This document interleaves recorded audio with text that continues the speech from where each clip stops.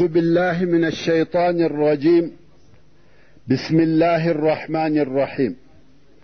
إن الحمد لله نحمده ونستعينه ونستغفره ونعوذ بالله من شرور أنفسنا وسيئات أعمالنا.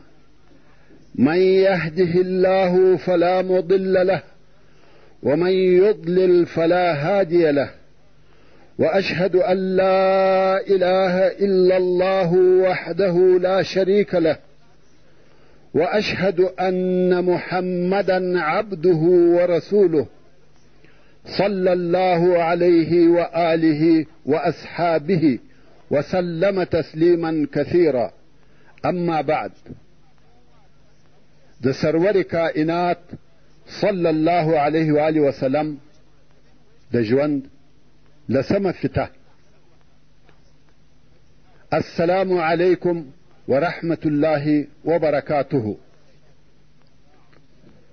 ورونو، د کفارو سره د مسلمانانو ژوند تریخ او کفارو به د رسول الله صلی الله علیه و آله وسلم څخه معجزې غوښته.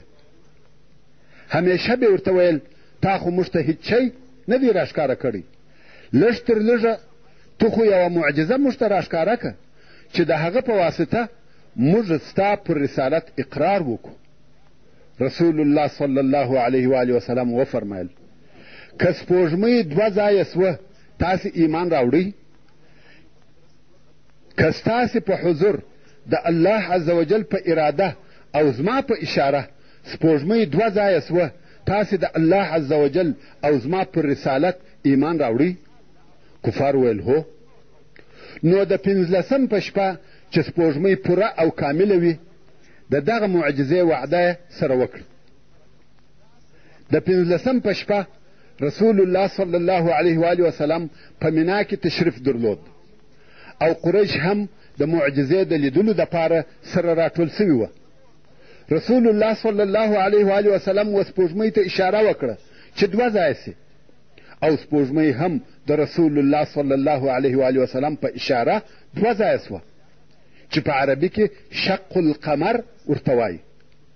سپوږمۍ دوې ټوټې سوه، یوه حصه یې د غره و یوه طرف ته ولاړه او بله حصه یې د غره و بل طرف ته. د سپوږمۍ د دوو حصو په مابین کې غر راغلی. کفار ورته ګوري، دا معجزه یې هم ولیده، بیا یې هم ایمان نه راوړی او ویل یې ته ساحر یې. منکره کفار تر دغه زیات څه شي غواړي، خو بیا هم حق ته سحر وایي.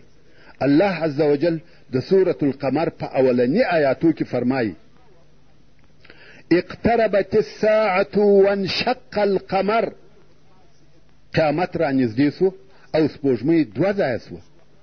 وإن يروا آية يعرضوا ويقولوا سحر مستمر. که دغه کفار د الهي قدرت یو دلیل وویني مخ ځینې واړوي او وایي چې دا پخوانی قوي سحر دی.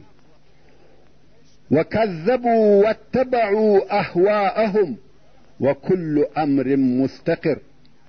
او دوی حق درواغ بولي او د خپلو خواهشاتو متابعت کوي او هر کار پر خپل وخت کیدونکی دی. یعنی د دوی عذاب هم پر خپل وخت ورته راتلونکی دی. د دوی هلاک چې الله عز وجل په خپل علم کې ورته ټاکلی دی شا او مخته نه کیږي، پر خپل وخت به ورته راسي. ورونو، دغه شق القمر لو حادثه او نادره معجزه ده. رسول الله صلی الله علیه و آله وسلم خپل رسالت ورته ثابت کړي، مګر کفارو بیا هم ایمان نه راوړي. د تاریخ ډېر علما لکه ابن کثیر او داسې نور وایي چې عربو به په دغه واقعه سره تاریخ شوی.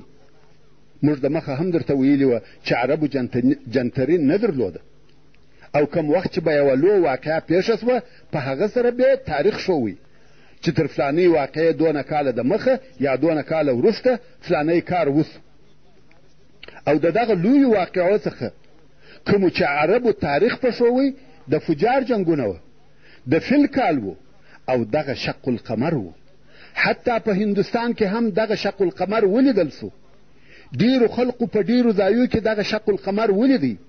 که دا سحر وای یوازې به دغو خلقو لیدلی چې دا هلته د رسول الله صلی الله علیه و آله وسلم سره موجود وه، مګر دا لیدل عام او لو معجزه وه. ډېرو خلقو ولیده. دلته یوې کوچنۍ تبصرې ته ضرورت شته. هغه دا چې غربیان دا خبره نه مني او وایي زموږ په تاریخ کې د دغه شق القمر ذکر نسته. نو نه دی پېښ سوی. د دغه انکار دپاره د دوی یوازنی دلیل دغه دی چې وایي موږ شق القمر نه دی لیدلی، مګر د شق القمر د نه پېښېدو دپاره دغه دلیل کافي نه دی، بلکې د شق القمر د اثبات دپاره ډېر دلیلونه سته. اولا شق القمر د شپې و او په ډېرو غربي ملکو کې د مطالعو د اختلاف په سبب ورځ وه، او په ځینو ملکو کې نیمه شپه وه او خلق بیده وه، او په ځینو ملکو کې اوریځ وه. که چیرې بیا په ځینو ملکو او ځایو کې آسمان شین هم وي او خلق هم د باندې ناست وي، دا ضروري نه ده چې هغو ټولو د آسمان و طرف ته کتل او سترګې یې د سپوږمۍ څخه و بل طرف ته نه اړولې. بل که آسمان شین هم وي او پر مځکه د سپوږمۍ رڼا هم وي، د سپوږمۍ په دوه ځای کېدو د هغې په رڼا کې کوم خاص فرق نه پیښیږي چې خلق دې ورته متوجه سي. او بل دغه دوه ځای کېده د یو څو ثانیو دپاره وه، ساعت او ډېر وخت یې په بر کې نه دی نیولی. موږ وینو چې ډېر ځله د سپوږمۍ تندره یا خسوف پیښیږي او تر ډېر وخت پورې دوام هم کوي، خو بیا هم په میلیونو انسانان نه په خبریږي. په تیره بیا په هغه زمانه کې چې د نن غوندې رصدخانې او نور آلات هم نه و موجود، د خبر د نشرولو دپاره اخبار او رادیوګانې هم نه وې چې دا خبر نشر او ضایع کړي. په هر حال په غربي تاریخ کې د دې معجزې نه وجود د هغې د تکذیب او نه منلو دلیل نسي کېدلی، خو په شرقي تواریخو کې د دې معجزې ذکر سته. په هندوستان کې د مالیبار د مهاراجي د اسلام راوړلو سبب هم دغه د شق القمر واقعه سوه. لکه څرنګه چې مخکې مو وویل دا معجزه په قرآن کریم کې هم ذکر سوې ده. خیر، د بعثت د 11 کال د حج په موسم کې چې د 620 میلادي کال د جولای میاشت وه، اسلامي دعوت ډېر ښه تخم لاسته راوړي چې ډېر ژر دغه تخم په لویو درختو بدل سو، چې دغه درختو په خپله سایه کې مسلمانان د هغه ډیرو او اوږدو کلو د ظلم او طغیان د ګرمو لمبو څخه وساتل. کم وخت چې اهل مکې د رسول الله صلی الله علیه و آله وسلم تکذیب کاوه او دی صلی الله علیه و آله وسلم یې د الله عز وجل د لارې د دعوت څخه منع کاوه، نو رسول الله صلی الله علیه و آله وسلم داسې حکمت عملي کاوه چې د شپې په تاریکیو کې به د حاجانو پر ډلو او خیمو ګرځېدی. دا د دې دپاره چې د ده صلی الله علیه و آله وسلم او د دغه ډلو په مابین کې د مکې مکرمې د مشرکانو څخه څوک نه وي موجود. نو یوه شپه رسول الله صلی الله علیه و آله وسلم چې ابوبکر صدیق رضی الله تعالی عنه یې ملګری و راووتی. د زهل او شیبان ابن ثعلبه د قبیلې و خیمو ته ورغلی، د اسلام او توحید په باره کې خبرې ورته وکړې. وروسته د ابوبکر صدیق رضی الله تعالی عنه او د زهل د قبیلې د یوه سړي په مابین کې ډېر معقول او په زړه پورې سوال او جواب وسو، خو بیا هم دغو خلقو د اسلام د قبلولو څخه انکار وکړي او بیا رسول الله صلی الله علیه و آله وسلم په مینا کې د عقبې سره تېرېدی. هلته یې د څو نفرو آواز واورېدی چې په خپل مابین کې خبرې سره کولې. رسول الله صلی الله علیه و آله وسلم و هغو نفرو ته ورغلی. دا خلق 6 نفره وه او د یثرب د ځوانانو څخه وه، ټوله د خزرج د قبیلې څخه وه. څوک وایي چې 12 نفره وه، خو 6 یې یقیني دي. ورونو دغه 6 نفره ډېر مهم دي. دغه نفر د اسلام هغه صالح تخم دی او د دغو نفرو نومونه داسې دي: اسعد ابن زراره، چې د بني نجار څخه و. عون ابن الحارث ابن رفاعه ابن عفراء چې د بني نجار څخه و. رافع ابن مالک ابن عجلان چې د بني زریق څخه و. قطبه ابن عامر ابن حدیده چې د بني سلمه څخه و. عقبه ابن عامر ابن نابی چې د بني حرام څخه و. جابر ابن عبدالله ابن رئاب چې د بني عبید ابن غنم څخه و. د اهل یثرب لو خوشبختي دا وه چې دوی به د مدینې منورې د یهودو څخه اورېده چې یو نبي د نبیانو په دغه اوس وختو کې مبعوث کیږي. هغه به راووځي او موږ به متابعت وکړو او بیا به د هغه نبي په ملګرتیا موږ تاسې داسې ملکو لکه د عادیانو او سمودیانو وژنه. خیر، رسول الله صلی الله علیه و وسلم و دغو نفرو ته ورغلی او ویل تاسې څوک یاست؟ هغو ویل د خزرج د قبیلې څخه یو. رسول الله صلی الله علیه و وسلم وفرمایل نه کښېنئ چې یو څه خبرې درته وکړم؟ هغو ویل هو کښېنو. نو رسول الله صلی الله علیه و وسلم ورسره کښېنستی، خپل دعوت او د اسلام حقیقت یې ورته بیان کړي، وحدانیت ته یې راوبلل، قرآن مجید یې ورته ووایه. دغه نفرو په خپل مابین کې سره وویل والله دا هغه نبي دی چې یهود تاسې په هغه سره بیروي. کوشش وکئ چې یهود تر تاسې د مخه نسي، د ده دعوت قبول کړئ او مسلمانان سي. که یهود په اسلام راوړلو کې تر موږ د مخه سوه، هغه به راسره وکړي چې دوی وایي، نو یا تاسې تر هغو د مخه سئ، د رسول الله صلی الله علیه و وسلم متابعت وکړئ او اسلام قبول کړئ. ورونو، دا څنګه قصه وه چې یهودو به اهل یثرب په بیرول؟ هغه داسې د مدینې منورې ټول اوسېدونکي پر درو حصو ویشل سوي وه. یوه حصه د اوس قبیله وه، بله حصه د خزرج قبیله وه او درېیمه حصه یهود وه. او یهود بیا په خپله پر درو قبیلو ویشل سوي وه: بني قریظه، بني قینقاع او بني نظیر. که څه هم هلته نور انفرادي یهود وه چې د دغو قبیلو څخه نه وه، خو هغه لږ وه. عمده او اساسي یهود دغه درې قبیلې وه. او ټوله یهود د نفوسو په حساب د مدینې منورې درېیمه حصه نفوس وه.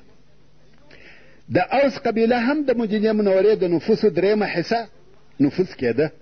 همدارنګه د خزرج قبیله د مدینې منورې د نفوسو درېیمه حصه کېده. نو مدینه منوره په برابر او مساوي شکل درو حصو ته ویشل سوې وه چې یهود، د اوس قبیله او د خزرج قبیله وه. او د دغه درو قومو څخه یو هم پر مدینه منوره نسوای امیر کېدلی، ځکه ټول اقلیات وه او سره برابر وه.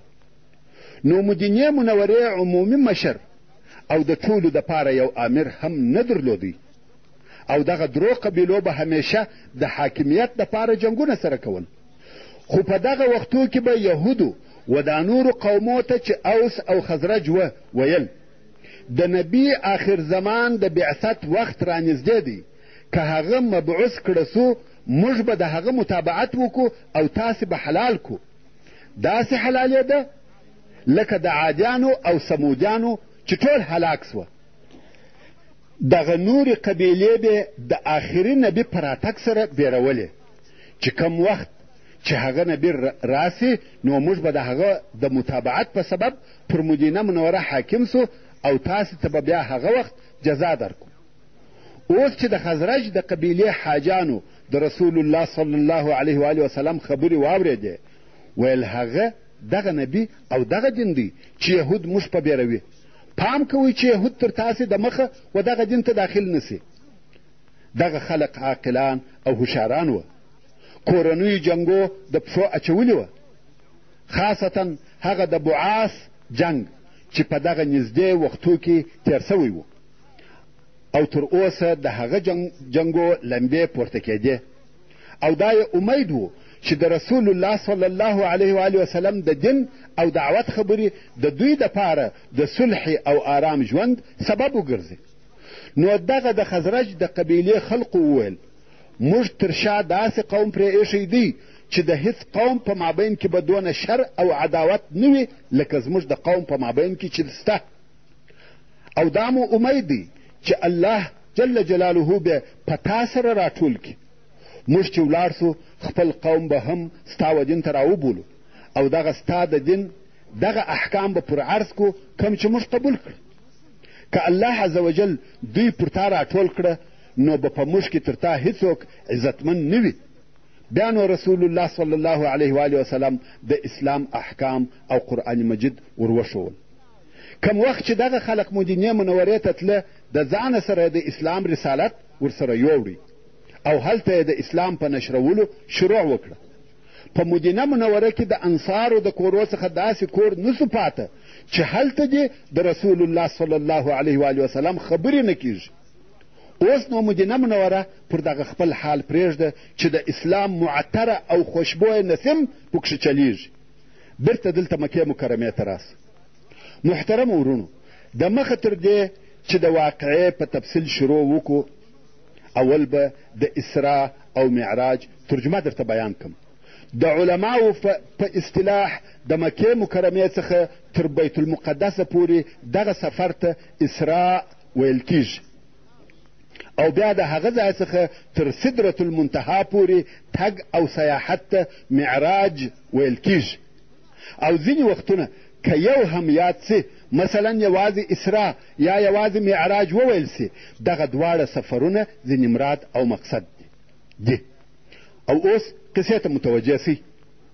رسول الله صلی الله علیه و آله وسلم په دغه مرحله کې دی چې دعوت یې د کامیابۍ او تکالیفو په مابین کې رهي دی او په ډیرو لیرو آفاقو کې د امید ضعیفه ستوري ورته ځلېده چې د اسراء او معراج واقعه پیښه سوه.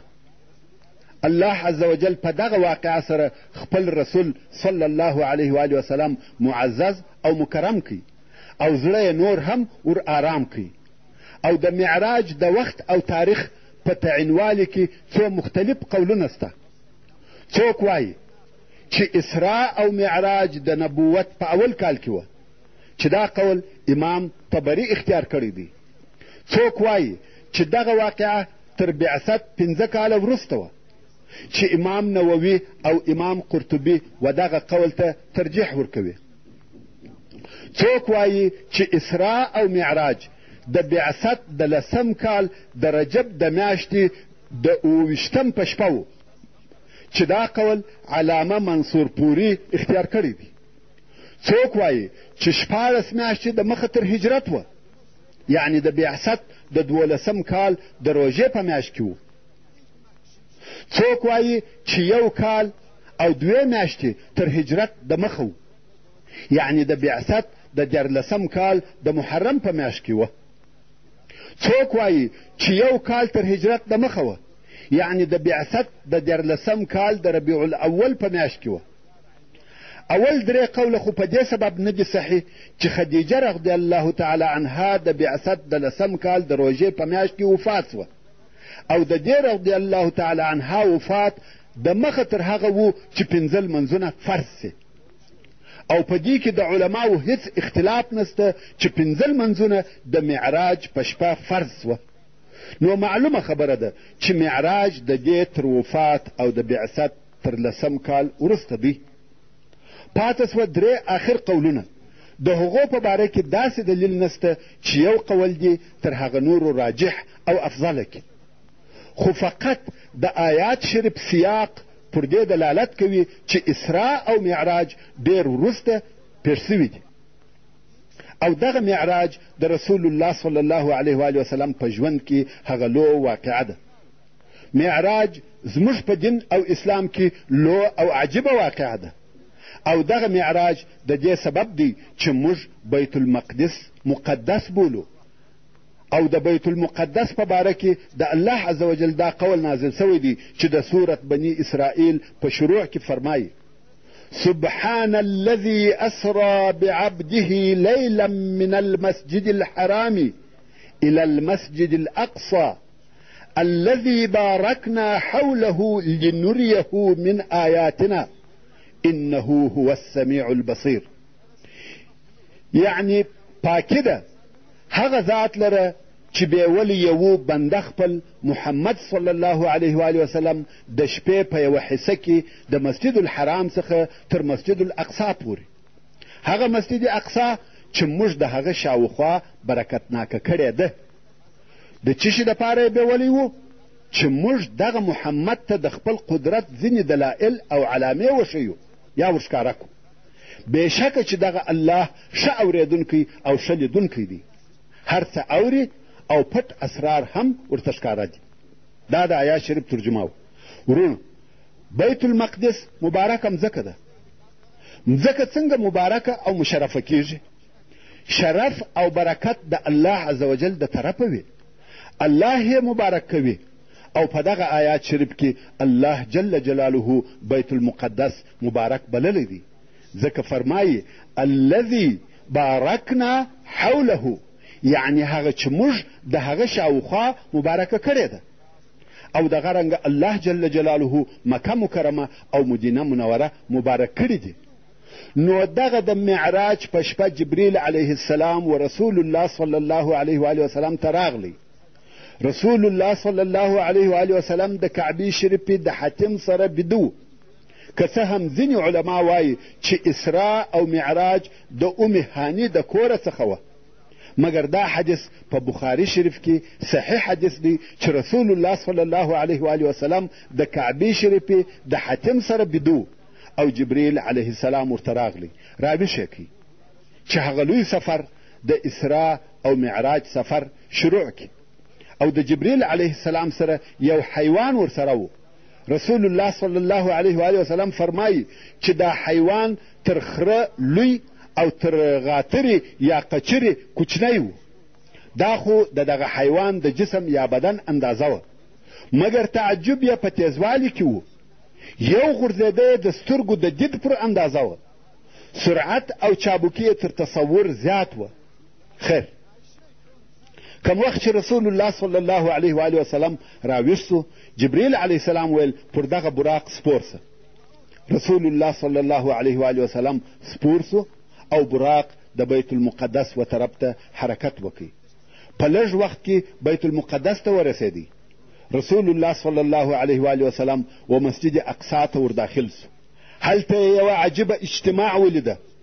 الله جل جلاله هلته د رسول الله صلی الله علیه و وسلم د پاره ټول انبیا او رسولان را جمع کړي وه. علمای کرام د انبیاو او رسولانو په عدد او شمیر کې مختلف قولونه لري. څوک د ټولو انبیا او رسولانو علیهم السلام شمیر 1,40,000 زیات او کم پکښې بولي. څوک وایي د رسولانو عدد 300 دی او د انبیاو عدد 40,000 دی. نور قولونه هم سته. مقصد دا چې په دغه مبارکه شپه کې الله جل جلاله ټول انبیا او رسولان علیهم السلام په دغه لو او مبارکه ټولنه او اجتماع کې را جمع کړي وه. ابراهیم، نوح، موسی، عیسی علیهم السلام ټول انبیا په مسجد الاقصا کې سره یوځای سوي وه. د مځکې پر مخ کم ځای دی چې د ټولو انبیا علیهم السلام په اجتماع دې مشرفه سوی وي. بې له بیت المقدس او بې له مکې مکرمې څخه بل ځای نسته. کعبې شریفې ته ټول انبیا د حج دپاره راغلي دي. رسول الله صلی الله علیه و وسلم فرمایي الانبیاء قد حجوا بیت الله الحرام، یعنی ټولو انبیا علیهم السلام د بیت الله الحرام حج کړی دی.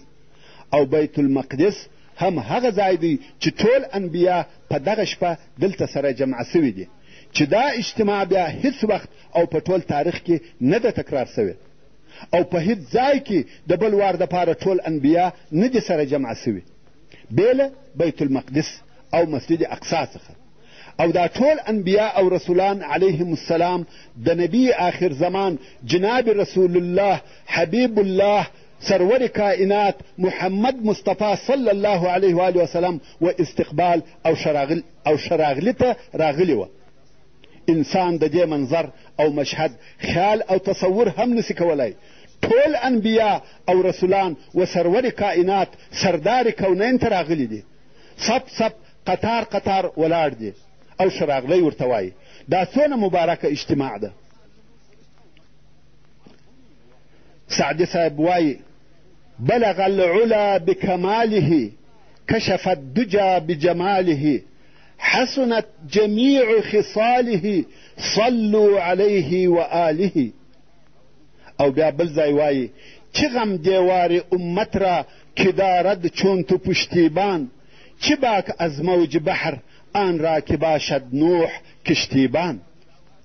او بیا نو رسول الله صلی الله علیه و آله وسلم د دغه ټولو انبیاو امامت کوي و دغه ټولو انبیا علیهم السلام ته سید الاولین والآخرین سید البشر سرور کائنات محمد مصطفی صلی الله علیه و آله وسلم لمونځ ورکوي. دا هغه لوی عظیم او لوړ شرف دی. تر دې به بل شرف چیرې وي چې د امتو د امامانو امام دې سي. امامی رسول پیشوای سبیل، امینی خدا محبت جبرئیل. او همدارنګه د قیامت په ورځ چې د هر امت څخه شاهد راوستل سي، یعنی د هر امت نبی به پر خپل امت شاهد وي او محمد صلی الله علیه و آله وسلم به بیا پر هغه انبیاو شاهد وي. دا هم د خیر البشر سرور کائنات محمد مصطفی صلی الله علیه و آله وسلم عزت او کرامت دی. دا اجتماع هغه لو او معظمه اجتماع وه و انبیا علیهم السلام ته د رسول الله صلی الله علیه و آله وسلم لمونځ او امامت و چې بیا د اسلام په تاریخ کې نه دی مکرر سوی. کم وخت چې رسول الله صلی الله علیه و آله وسلم د لمانځه څخه فارغه سو، جبریل علیه السلام 2 لوښي یا 2 ګیلاسه ورته راوړه چې په یوه کې شیدې او په بل کې شراب وه. رسول الله صلی الله علیه و آله وسلم هغه د شیدو لوښی واخیستی. جبریل علیه السلام ورته وویل و سمې لارې ته لارښوونه او هدایت درته سوی دی، یعنی دا چې شراب دې نه واخیسته الله جل جلاله سمه لار در ښوولې ده او امت دې هم و سمې لارې ته رابللی دی. په دغه خبره کې د جبریل علیه السلام د طرفه و دې ته اوله اشاره ده چې شراب بد او خبیث شی دی. که څه هم تر دغه وخته په اسلام کې شراب نه و منع سوي، خو رسول الله صلی الله علیه و آله وسلم هیڅکله نه شراب څښلي وه او نه یې څښلي دي، نه د مخه تر بعثت او نه وروسته تر بعثت. تر دغه لمانځه او د انبیا علیهم السلام تر ملاقات وروسته معراج راوړه سو. د معراج وصف او تعریف و موږ ته نه دی سوی. هلته په کتابو کې هم صحیح تعریف او صحیح دلیل نسته چې معراج څه شی دی، بې له دې څخه چې عرب د معراج لفظ د زینې دپاره استعمالوي، یعنی عرب و زینې ته معراج وایي. نو معراج یو قسم زینه ده، خو که دلته معراج د زینې په معنا سي نو داسې زینه ده چې بشر یې نه پیژني، یوه خاصه زینه ده چې د هغه په حقیقت بشر نه پوهیږي او نه پوهېدلی سي. نو دغه معراج چې د هغه حقیقت موږ ته نه رامعلومیږي و رسول الله صلی الله علیه و آله وسلم ته کښېښول سو او رسول الله صلی الله علیه و آله وسلم په دغه عجیبه او غریبه زینه کې وختی چې په څو لحظو کې رسول الله صلی الله علیه و آله وسلم و اول اسمان ته ورسېدی. دغه مسافې چې تر قیاس لوړې او تر حساب تیرې دي په څو لحظو کې طی سوې.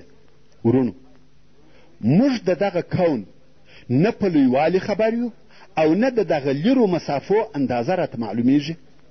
موږ ته د کون او د هغه د پراخوالي په باره کې هیڅ معلومات نسته. موږ انسانان که غربیان دي که شرقان چې هر څه پر له اوړي او را اوړي دا ټوله د کون یو جز دی. د نن ورځې د کون علما موږ ته د کون مسافه په ضوئي کال سره راښیي. موږ د مځکې مسافه په کیلومترو سره بیانوو، خو بالمقابل کون دونه پراخه دی چې په کیلومترو یا نورو اندازو سره نسي ښوول کېدلی. نو د کون علماو د کون د مسافې د اندازه کولو دپاره ضوئي کال ایښی دی.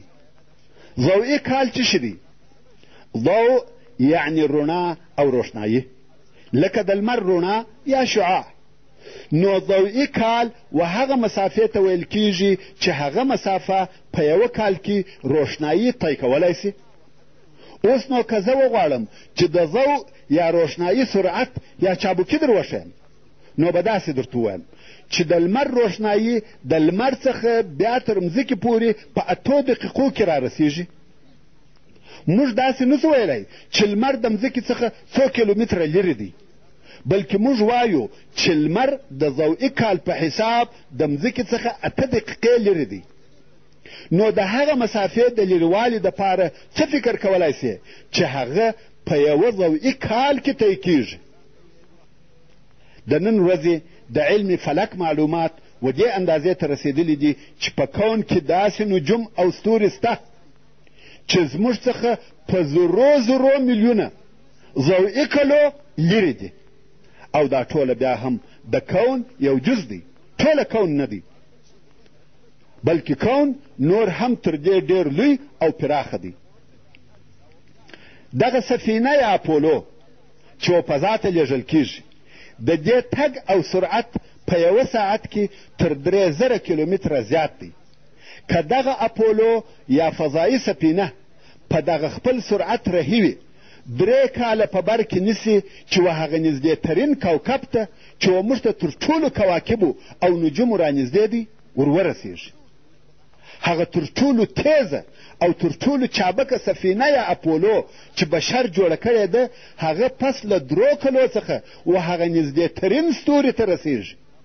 اوس نو ته و هغه بې حسابه مسافې ته فکر وکړه چې رسول الله صلی الله علیه و آله وسلم تر آسمانه یا لوړ تر هغه په دغه څو لحظو کې قطع کړه. دا کومه معجزه ده؟ دا د الله عز وجل کوم قدرت دی چې و موږ ته یې په دغه معراج کې راښکاره کړي. دا لوی اعجاز او معجزه ده چې دغه لرې مسافه په دغه لږ وخت کې قطع کیږي. او رسول الله صلی الله علیه و آله وسلم د دنیا و اسمان ته ورسېدی چې موږ اول اسمان ورته وایو. د اسمان دروازه بنده او تړلې وه. جبریل علیه السلام دروازه وټکول. د دروازې محافظ ویل څوک یې؟ ویل جبریل. محافظ ویل بل څوک در سره شته؟ ویل هو محمد را سره دی صلی الله علیه و آله وسلم. د دروازې محافظ ویل امر نه دی راته سوی چې بې له ده څخه یې و بل چا ته ورخلاصه کړم. د اسمان دروازه بنده وه و بل چا ته نه خلاصېده بې له هغه چا څخه چې الله جل جلاله اجازه فرمایلې وه، او اجازه هم بې له محمد صلی الله علیه و آله وسلم د بل چا دپاره نه وه. دروازه خلاصه سوه او زموږ امام او پیشوا سرور کائنات جناب رسول الله صلی الله علیه و آله وسلم و اول اسمان یعنی د دنیا اسمان ته داخل سو. هلته یې عجیب او نادر شیان ولیده. ملایکې ولیدې.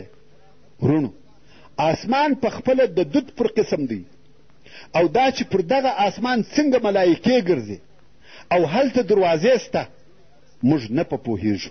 دا د خالق قدیر کارونه دي. ان الله على كل شيء قدیر.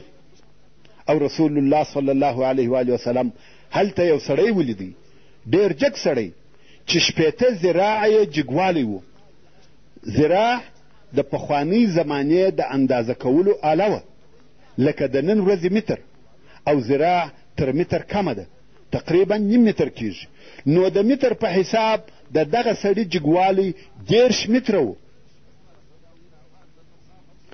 او د دغه جګ سړي پر شاوخوا نور ډېر زیات خلق وه. دغه نفر چې د راسته طرف خلقو ته وګوري وخاندي، او کم وخت چې د چپه طرف خلقو ته وګوري وژاړي. رسول الله صلی الله علیه و آله وسلم په تعجب کې سو. ویل یا جبریل دا څوک دی؟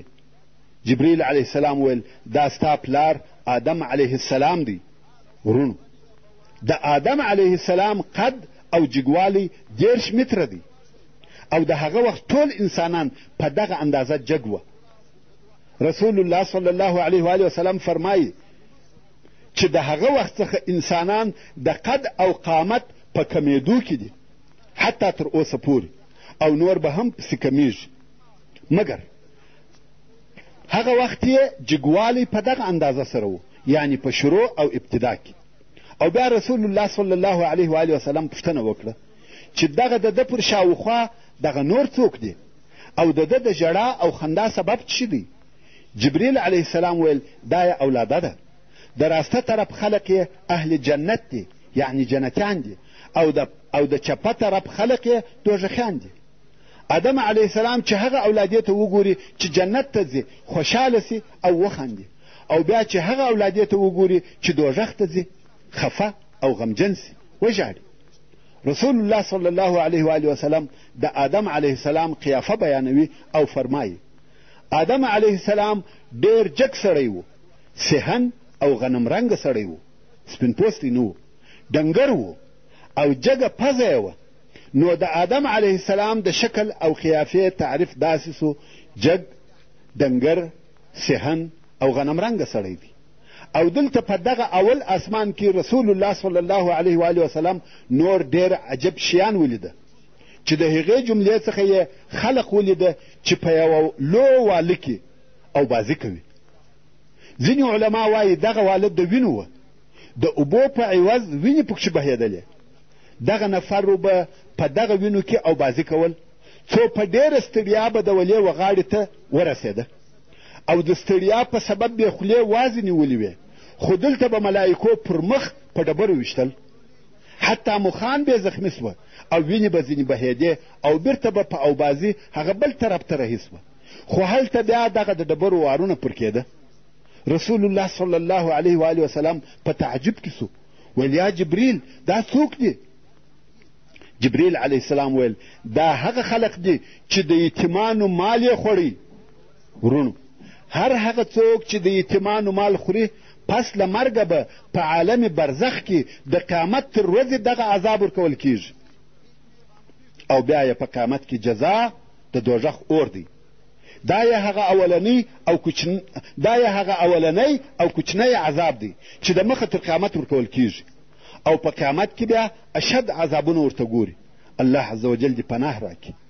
او رسول الله صلی الله علیه و وسلم نور خلق ولیده چې ډېر لوی نسونه او خېټې یې وې، ستونې ستخ پر مځکه پراته وه او د فرعون قوم به د هغو پر خېټو او نسو تېرېدی. تاسې ته معلومه ده چې الله عز وجل د مخه تر قیامت په عالم برزخ کې د فرعون و قوم ته جزا ورکوي او جزا یې په دې ډول سره ده چې په یوه شبه روز کې 2 واره اور ته بیول کیږي. یعنی اوس یې عذاب پرله پسې نه دی، فقط 1 وار په ورځ او 1 وار په شپه کې پر اور عرضیږي او بیا بیرته راوستل کیږي.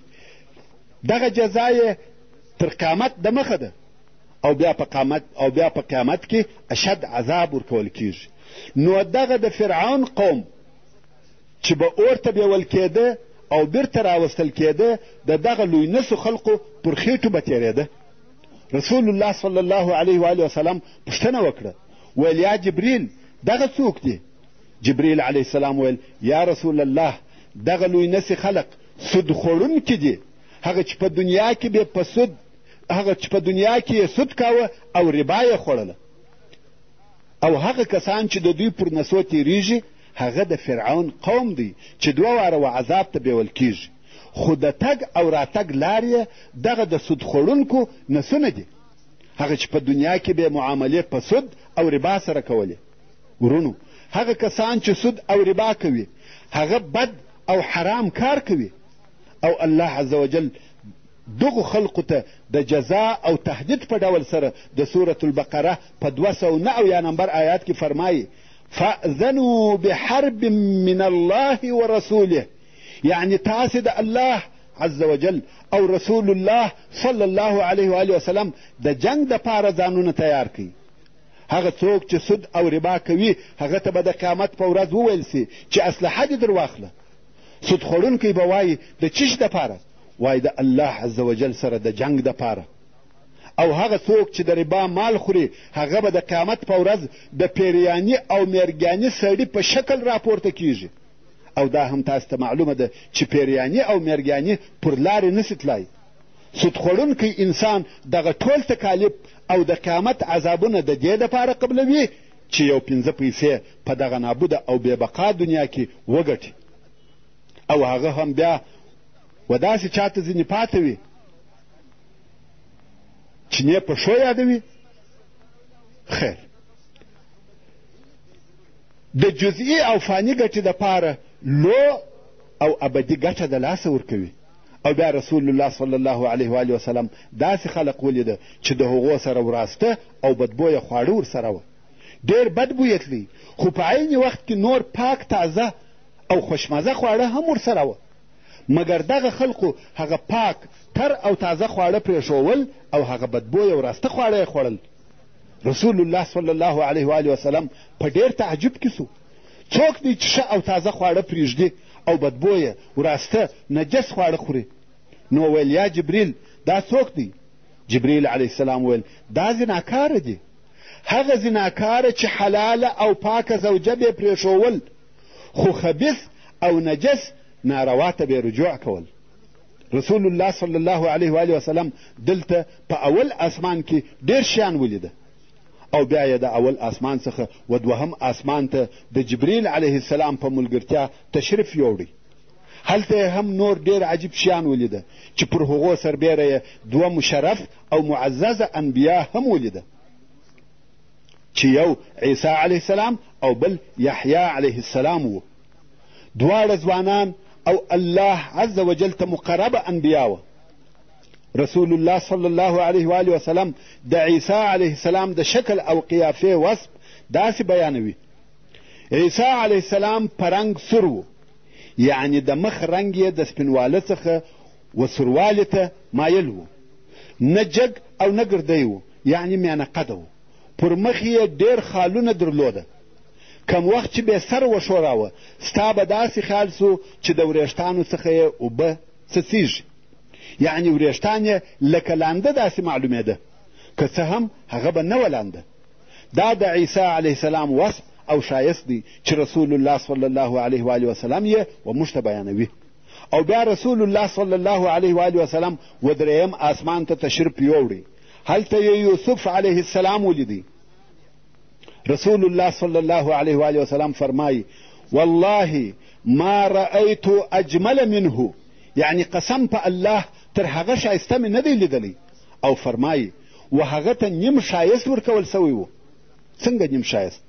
خلق د دې جملې و مقصد ته نه متوجه کېږي. مقصد دا الله عز وجل چې څونه شایست خلق کړی دی هغه پر دوې حصې ویشل سوی دی. یوه حصه یې یوازې یوسف علیه السلام ته ورکول سوې ده او هغه بله حصه یې و ټول بشر ته ورکول سوې ده. نو ته و دې جمال او شایست ته فکر وکړه. د مصر ښځو پر زلیخا ملامتي ویل چې زلیخا د خپل مرئي څخه نفساني غوښتنه کړې ده.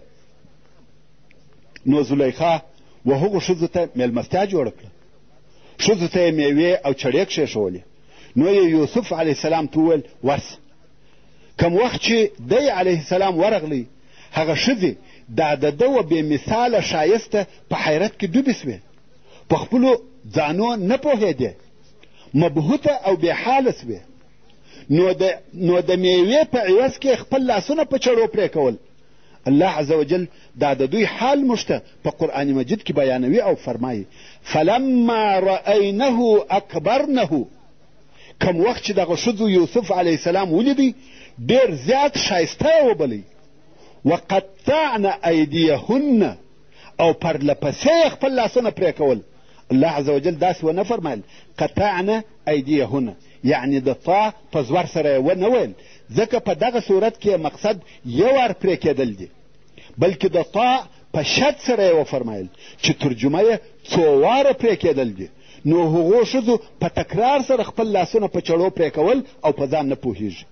وقلنا حاش لله ما هذا بشرا. او دغه ښځو وویل الله د عجز او نقصانه څخه پاک دی، دغه ځوان انسان نه دی. ان هذا الا ملک کریم، نه دی دغه ځوان مګر ملائکه مکرمه. دا شکل د بشر شکل نه دی، بلکې لکه ښایسته ملکه. د یوسف علیه السلام ښایست په دغه اندازه و، مګر د ده علیه السلام درجه د ده د ښایست په سبب نه ده، بلکې درجه په نبوت او په هغه علم او حکمت کې ده چې الله عز وجل و ده ته ورکړې وه. او بیا رسول الله صلی الله علیه و آله وسلم و څلورم اسمان ته تشریف یوړی او هلته ادریس علیه السلام ولیدی. هغه یې ښه راغلی ووایه. او بیا د هغه ځای څخه و پنځم اسمان ته ولاړی. رسول الله صلی الله علیه و آله وسلم فرمایي چې هلته مې هارون علیه السلام ولیدی، یو عزتمن شیخ او معتبره سړی و. او بیا رسول الله صلی الله علیه و آله وسلم شپږم آسمان ته تشریف یوړی او هلته مکرم رسول کلیم الرحمن موسی کلیم الله ولیدی. او بیا نو رسول الله صلی الله علیه و آله وسلم و اوم آسمان ته تشریف یوړی او هلته بیت المعمور ولیدی. بیت المعمور د اهل سما کعبه ده، لکه څرنګه چې زموږ د مځکې د انسانانو دپاره کعبه سته، لمونځ ورته کوو، طواف پر کوو، همدارنګه د اهل سما دپاره کعبه سته چې بیت المعمور ورته ویل کیږي. او الله جل جلاله دغه بیت المعمور د سورة الطور په 4 نمبر آیات کې ذکر کړی دی. رسول الله صلی الله علیه و آله وسلم د دغه بیت المعمور په باره کې فرمایي د ورځې 80,000 ملکې طواف پر کوي او هغو ملایکو ته بیا د قیامت تر ورځې بل نوبت نور رسیږي. هره ورځ نورې نوي 80,000 ملکې د طواف دپاره ورته راځي. وما يعلم جنود ربك الا هو، دا د الله جل جلاله مخلوق او لشکرې پخپله الله جل جلاله ته ور معلوم دي. او دغه اوم آسمان په ملائکو ډک و او ټوله ملائکې د الله جل جلاله په عبادت مشغوله وې، څوک پر سجده، څوک پر رکوع او چا تسبیحات ویل. رسول الله صلی الله علیه و آله وسلم فرمایي چې په دغه اوم آسمان کې یو لویشت ځای نه و مګر هلته ملکه وه او الله عز وجل ته سجده یا عبادت کاوه. او رسول الله صلی الله علیه و آله وسلم فرمایي دلته مې یو سړی ولیدی چې و بیت المعمور ته یې تکیه کړې وه او هغه سړی پر هر چا دغه ستاسې د ملګري سره مشابه و.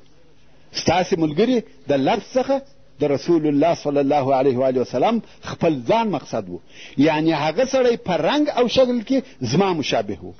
رسول الله لطفا فته واړوه. صلی الله علیه و آله وسلم فرمایي دلته مې یو سړی ولیدی چې و بیت المعمور ته یې تکیه کړې وه او هغه سړی تر هر چا دغه ستاسې د ملګري سره مشابه و. ستاسې ملګري د لفظ څخه د رسول الله صلی الله علیه و آله وسلم خپل ځان مقصد و، یعنی هغه سړی په رنګ او شکل کې زما مشابه و. رسول الله صلی الله علیه و آله وسلم فرمایي چې پوښتنه مې وکړه یا جبریل دا څوک دی؟ هغه راته وویل دا ستا پلار ابراهیم علیه السلام دی. ورونو کم وخت چې رسول الله صلی الله علیه و آله وسلم د یوه آسمانه و بل آسمان ته تشریف وړي او دغه انبیا او رسولان یې هلته لیده، دا یوازې لیدل نه وه بلکې هغه انبیا ورته راتله، سلام یې ورسره کاوه، د ده صلی الله علیه و آله وسلم استقبال او شراغله یې کاوه، خبرې یې ورسره کولې او د ده صلی الله علیه و آله وسلم د نبوت او رسالت تصدیق یې کاوه. بیا رسول الله صلی الله علیه و آله وسلم په دغه اوم آسمان کې د آسمان و هغه آخري حدودو ته تشریف یوړی او دلته یې جبریل علیه السلام د دوهم وار دپاره په هغه خپل واقعي شکل او صورت ولیدی چې بیا یې تر دغه وروسته په هغه خپله چهره او شکل نه دی لیدلی، ځکه جبریل علیه السلام د دغه ټولو کلو په جریان کې چې به وحی راوړلې په هغه خپل حقیقي او د ملکې په شکل نه راتلی. د رسالت په ټوله موده کې به فقط د رسالت په ټوله موده کې یې فقط 2 واره په خپل شکل او صورت و رسول الله صلی الله علیه و آله وسلم ته ځان ښکاره کړی دی. اول وار د بعثت په شروع کې چې د هغه بیان مو مخکې درته کړی دی او دوهم وار دغه د معراج په شپه دلته د اوم آسمان په اطرافو کې د سدرة المنتهی و درختې ته نږدې. په دغه باره کې الله عز وجل د سورة النجم په 14 او 14 نمبر آیاتو کې فرمایي ولقد رآه نزلة اخرى عند سدرة المنتهى. او خامخا محمد صلی الله علیه و آله وسلم جبریل علیه السلام په هغه خپل شکل دوهم وار په اوم آسمان کې د سدرة المنتهی د درختې سره ولیدی. ورونو د سدرة المنتهی درخته د لوړو او کښتو مخلوقاتو په مابین کې ویش او سرحد دی. پورتنی مخلوقات لاندې او کښتني مخلوقات لوړ نسي تلای. د کښته طرفه اعمال او احوال تر سدرة المنتهى پورې ورځي او د لوړه طرفه الهي اوامر او احکام تر سدرة المنتهى پورې راکښته کیږي. او جنت هم هلته د سدرة المنتهى د درختې سره دی، ځکه الله عز وجل فرمایي عندها جنت المأوى. نو رسول الله صلی الله علیه و آله وسلم د جبریل علیه السلام په ملګرتیا و هغه ځای ته ولاړی چې هلته هیڅ بشر نه دی تللی، هیڅ انسان و دغه مقام ته نه دی رسېدلی، بلکې داسې ځای ته ولاړی چې هلته نه بشر او نه ملکه تللی دي بې له جبریل علیه السلام څخه. فقط جبریل علیه السلام دغه ځای او مقام ته ورغلی دی. رسول الله صلی الله علیه و آله وسلم فرمایي چې دلته مې و جبریل علیه السلام ته کتل، هغه په داسې شکل سو لکه هغه څیرې زړه شوړېدلې بوریا. دا ټوله د الله جل جلاله د بیر څخه. دا د جبریل علیه السلام حال و، هغه جبریل چې ذی قوه، ذی جبروت او شدید القوه دی. الله عز وجل هم شدید القوه بللی دی، خو دغه شدید القوه جبریل چې و دغه مقام او قرب ته ورسېدی، د الله جل جلاله د بیر یې دغه حال و. دلته نو جبریل علیه السلام ودرېدی، ویل یا محمد صلی الله علیه و آله وسلم مخ ته ولاړ سه، مګر زه قسم په الله که یو قدم نور ور د مخه سم، د الله جل جلاله په نور به وسوځل سم. سعدی علیه رحمه څونه شوی شبی بر نشست از فلک در گذشت، به تمکین و جاه از ملک در گذشت. چنان گرم در تیه قربت براند، که در صدره جبریل از او باز ماند. بدو گفت سالار بیت الحرام، که ای حاملی وحی برتر خرام. چو در دوستی مخلصم یافتی، عنانم ز صحبت چرا تافتی. بگفتا فراتر مجالم نماند، بماندم که نیروی بالم نماند. اگر یک سری موی برتر پرم، فروغی تجلا بسوزد فرم. سبحان الله. جبریل علیه السلام ویل قسم په الله که یو قدم ورته مخه سم، د الله جل جلاله په نور به وسوځل سم. نو رسول الله حبیب الله محمد مصطفی صلی الله علیه و آله وسلم یوازې مخ ته ولاړی، و داسې ځای ته ولاړی چې هلته نه بشر تللی دی نه ملک. دا د الله عز وجل د طرفه څخه د دې امت و رسول محمد صلی الله علیه و آله وسلم ته عزت او اکرام دی. رسول الله صلی الله علیه و آله وسلم فرمایي ور د مخه سوم او مخ ته ولاړم، څو د سدرة المنتهى و درختې ته ورسېدم. رسول الله صلی الله علیه و آله وسلم د سدرة المنتهى د درختې تعریف او بیان راته کوي او فرمایي د دا درختې بلګونه لکه د فیل غوږونه لوی لوی بلګونه وه، تقریبا عادي درخته وه. د ښایست کم خاص شی په ښکاره او ظاهره نه پر معلومېدی. رسول الله صلی الله علیه و آله وسلم فرمایي چې زه پر دغه حال وم چې د الله عز وجل د نور تجلی دغه د سدرة المنتهى پر درخته ښکاره سوې او درخته په دغه نور کې پټه سوه. الله عز وجل فرمایي اذ یغشى السدرة ما یغشى، یعنی کله چې پټه کړه دغه ونه د سدره هغه شی چې پټه کړې وه، یعنی د رب عز وجل تجلی او انوارو پر دغه درخت ته پلوشې واچولې. ما زاغ البصر وما طغى، نوې ګرځېدلې د محمد صلی الله علیه و آله وسلم سترګې بلې خواته. لقد رأى من آیات ربه الکبرى، د الله عز وجل د الوهیت او قدرت لوی علامې یې ولیدلې. رسول الله صلی الله علیه و آله وسلم سدرة المنتهى ولیده، هغه هم په داسې حال کې چې بې له کم حائله او پردې د الله عز وجل په انوارو پټه وي. دا کمه لویي او کم مقام دی. رسول الله صلی الله علیه و وسلم فرمایي کم وخت چې دغه درخته په الهي نور کې پټه سوه د هغه خپل عادي حاله څخه واوښته، شکل او رنګ یې تغییر وکړي. په دې وخت کې د دې ونې د بهار او سنگار داسې حالت و چې د هغې د حسن او جمال حال هیڅ بشر نسي بیانولی. شاخونه یې یاقوت او زبرجد وه. د درختې پر شاوخوا داسې ښایسته شیان ګرځېده لکه د سرو زرو پتنګان یا طلایي پتڼان. رسول الله صلی الله علیه و وسلم فرمایي د سدرة المنتهی د درختې شکل دونه فرق وکړي او د ښایست و هغه درجې ته ورسېده چې د هیڅ انسان په قوت او طاقت کې نسته چې د هغې د حسن او جمال تعریف او توصیف وکړي. ژبه او الفاظ د دې څخه عاجزه دي چې د سدرة المنتهی د درختې د وصف او ښایست بیان دي وکړي. دا په هغه حالت کې چې د الله عز وجل په نور او تجلو پټیږي. د چا ژبه د دغه توصیف څخه عاجزه سوه د هغه فصیحترین د انسانانو د سرور کائنات رسول الله محمد مصطفی صلی الله علیه و وسلم ژبه د سدرة المنتهی د درختې د ښایست د تعریف او توصیف څخه عاجزه سوه. د هغه په قدرت نه وه پوره چې دا حالت بیان کړي. حال دا چې رسول الله صلی الله علیه و وسلم تر ټولو انسانانو ډېر فصیح دی.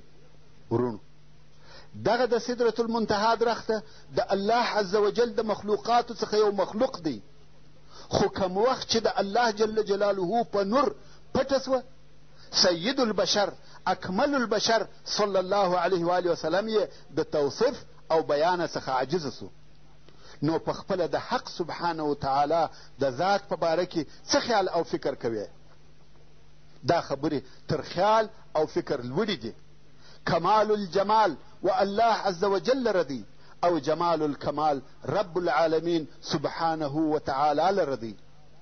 په دغه مبارک او عجیب ځای کې رسول الله صلی الله علیه و وسلم د خپل رب عز وجل سره بې له حائله او بې له واسطې خبرې وکړې. د دوی په مابین کې هیڅوک نه وه، وحی نه وې او هلته کم ترجمان نه و. حق سبحانه وتعالی بې له واسطې خبرې ورسره وکړې. موسی علیه السلام کلیم الله دی، ابراهیم علیه السلام خلیل الله دی، او زموږ پاک پیغمبر سرور کائنات سید البشر محمد مصطفی صلی الله علیه و وسلم کلیم الله خلیل الله او حبیب الله دی. ټول شرف او عزت د الله عز وجل د طرفه په ده صلی الله علیه و وسلم کې جمع سوی دی. په دغه نادره او نه پیښېدونکي ملاقات کې الله عز وجل پر خپل رسول امر وکړي چې پر خپل امت لمونځ فرض وګرځوي. الله جل جلاله چې پر موږ ټول شیان فرض کړي دي هغه ټوله موږ ته د جبریل علیه السلام د لارې او د هغه په واسطه سره راته راغلي دي. ټول حلال او حرام، ټول فرائض لکه روژه، زکات، حج او نور ټول احکام و موږ ته د وحي په واسطه را رسول سوي دي بې له لمانځه څخه. لمونځ د الله عز وجل په مستقیم امر سره او د الله عز وجل په مستقیمو خبرو سره بې له واسطې را باندې فرض سوی دی. د الله عز وجل په قدرت پوره وه چې لمونځ هم د وحیو په واسطه را باندې فرض کړي. مګر یا د دې دپاره چې په اسلام کې د لمانځه درجه او مقام معلوم سي نو په لمانځه سره امر بې له واسطې و. دا هم د الله عز وجل په قدرت کې وه چې رسول الله صلی الله علیه و وسلم پر مځکه وي او بې له واسطې یې په لمانځه سره امر کړي چې پر مځکه یې بې له واسطې خبرې ورسره کړي وای. مګر یا رسول الله صلی الله علیه و وسلم یې لوړ بوتی او هلته په دغه مقام کې لمونځ پر فرض کوي. دا د پاره د دې چې د لمانځه درجه او مقام معلوم سي. نو الله عز وجل په دغه مشرف او معزز ځای کې په لمانځه مکلف کړو. نو خود رسول الله صلی الله علیه و وسلم فرمایي زموږ او د کفارو په مابین کې فرق لمونځ دی. که چا پرېښاوه هغه کافر سو. العهد الذي بيننا وبينهم الصلاة فمن تركها فقد كفر. چې دا د لمانځه په باره کې لوی امر دی. د لمانځه دپاره دغونه شرف او عظمت کافي دی چې د الله عز وجل په مستقیم امر سره فرض سو او په داسې مبارک ځای کې فرض سو چې هلته نه به شر رسېدلی دی نه ملکه بې له سردار کونین سرور کائنات محمد مصطفی صلی الله علیه و وسلم څخه. پس له دغه عظیم او مشرف ملاقات څخه رسول الله صلی الله علیه و وسلم بیرته رجعت وکړي او راوګرځېدی. په لار کې یې د موسی علیه السلام سره ولیده. موسی علیه السلام پوښتنه ځینې وکړه چې الله جل جلاله په څه شي امر کړی. رسول الله صلی الله علیه و وسلم وفرمایل زما رب امر کړم چې په یوه شوه روز کې زما پر امت 50 لمنځونه فرض کړم. موسی علیه السلام ویل ما د بني اسرائیلو څخه تر دغه کم غوښته خو د هغو په وسه نه سوه پوره او نه کول. بیرته دې خپل رب ته رجوع وکړه او ستا د امت دپاره تخفیف ځینې وغواړه. رسول الله صلی الله علیه و وسلم و جبریل علیه السلام ته وکتل لکه په دغه باره کې چې مشوره ځینې غواړي. جبریل علیه السلام اشاره ورته وکړه که دې خوښه وي هو. رسول الله صلی الله علیه و وسلم هم و رب العالمین ته رجوع وکړه. اوس نو د دغه رجوع څخه مقصد دا دی چې بیرته یې و سدرة المنتهی ته رجوع وکړه او که څنګه والله اعلم. مګر په ظاهره داسې ښکاري چې دغه رجوع په دعا سره وه، یعنې دعا یې وکړه. په هر صورت و رب عز وجل ته یې رجوع وکړه او ویې غوښته چې دغه لمنځونه زما پر امت یو څه کم سي. الله عز وجل 10 لمنځونه پر کم کړه. بیا هم موسی علیه السلام ورته وایي چې ډیر دي او رسول الله صلی الله علیه و وسلم هم رجوع کوي. څو 10 سوه او بیا 20 سوه او بیا 10 سوه او بیا 15 سوه. بیا هم موسی علیه السلام ویل ما د بني اسرائیلو څخه تر دغه کم غوښته او نه سوای کولی. نور هم د الله عز وجل څخه تخفیف وغواړه. مګر رسول الله صلی الله علیه و وسلم وفرمایل د دغه ډیر مراجعې په سبب حیا راته ودرېده. زه په دغه راضي یم او قبلوم یې. او بیا د الله عز وجل د طرفه ورته وویل سوه دغه لمنځونه په ادا کولو کې 15 دي مګر ثواب یې د هغه 50 سره برابر دی. ورونو موږ او تاسې په یوه شوه روز کې د الله عز وجل دپاره 15 لمنځونه ادا کوو مګر الله جل جلاله یې و موږ ته په هغه 50 را حسابوي. دا هم د رحیم او کریم رب عز وجل فضل او کرم دی. که چیرې موږ په هغه 50 لمنځو مکلف وای څه حال به مو وای؟ نو دا د الله عز وجل کرم او احسان دی چې لمنځونه یې 15 را باندې فرض کړه او ثواب هم د هغه 50 را کوي. او بیا نو رسول الله صلی الله علیه و وسلم د هغه معراج په واسطه بیرته و بیت المقدس ته راوګرځېدی او د بیت المقدس څخه یې بیرته و مکې مکرمې ته تشریف راوړي چې دا نو د اسرا څخه عوده او بیرته راګرځېدل دي. او رسول الله صلی الله علیه و وسلم پر لارې څه شیان ولیده یا څه شیان ورته پیښ سوه. هغه دا چې رسول الله صلی الله علیه و وسلم پر براق سپور و او د یوې قافلې پر برابري تېرېدی او دا قافله هم د قریشو وه چې د شام څخه و مکې مکرمې ته رهي وه. د دغې قافلې څخه یوه اوښ دغه د براق تګ او تیزوالی ولیدی او وتورېدی. د قافلې څخه یې وځغستل دونه لرې ولاړې چې د قافلې د خلقو څخه ورک سو. دوی پسې ګرځي او نه ویني ځکه شپه او تاریکه ده. رسول الله صلی الله علیه و وسلم ورغږ کړه چې اوښ مو په فلاني ځای کې دی. خلق په تعجب کې سوه. لوړ د هوا څخه غږ اوري او څوک نه ویني خو هغه ځای ته ورغله اوښ یې پیدا کړي. خیر رسول الله صلی الله علیه و وسلم په دغه شپه بیرته مکې مکرمې ته راغلی. دا ټوله سفر او دا ټوله واقعې په دغه یوه شپه کې بلکې تر یوې شپې لا هم په لږ وخت کې وې. ځکه چې په دغه شپه کې ولاړی او په هغه شپه کې بیرته تر سهار د مخه راغلی. کم وخت چې سهار سو رسول الله صلی الله علیه و وسلم د کعبې شریفې سره ناست دی او په فکر کې ډوب دی او د دې سفر تر تاثیر لاندې دی. د الله جل جلاله سره ملاقات، د انبیا علیهم السلام سره ملاقات، او بل دا چې قریش به د دې خبر په اورېدلو څه عکس العمل ښکاره کړي. په خپل فکر کې غرق دی او دغه حالات چې ورته پېښ شوي دي هغه په خیال او فکر کې راګرځوي. ابو جهل ولیدی چې محمد صلی الله علیه و وسلم په فکر کې ډوب دی او چرت وهي. ابو جهل ملعون راغلی ورته کښېنستی او د پسخند پر قسم یې ورته وویل یا محمد صلی الله علیه و وسلم آیا یو شی پېښ شوی دی؟ رسول الله صلی الله علیه و وسلم ویل هو، برایي شپه و بیت المقدس ته ولاړم او بیرته راغلم. ابو جهل خبیث ته خندا ورغله خو ځان یې ټینګ کړي او ویل هلته دې څه وکړه؟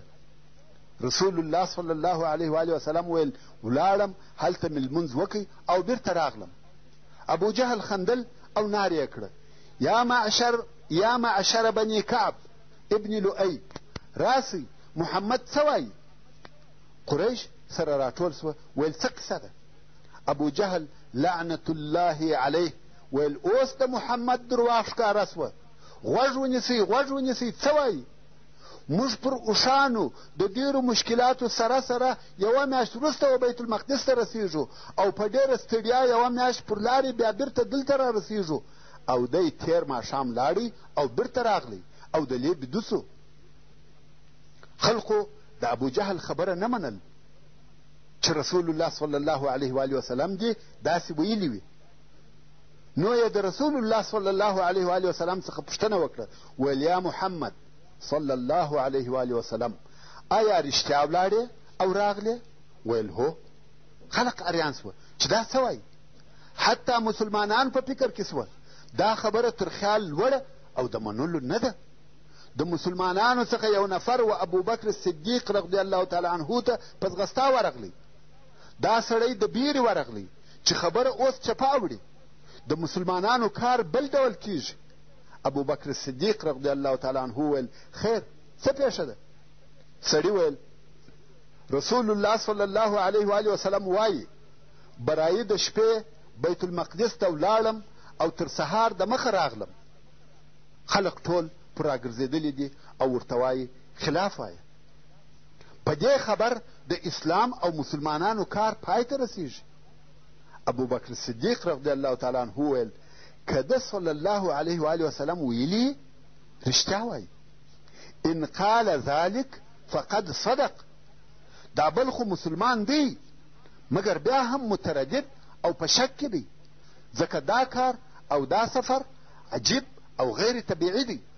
نو دوی دواړه و رسول الله صلی الله علیه و وسلم ته ورغله. دلته پر رسول الله صلی الله علیه و وسلم قریش راګرځېدلي دي. هغه قریش چې همیشه به خلق د رسول الله صلی الله علیه و وسلم د خبرو د اورېدلو څخه منع کول، اوس نارې وهي.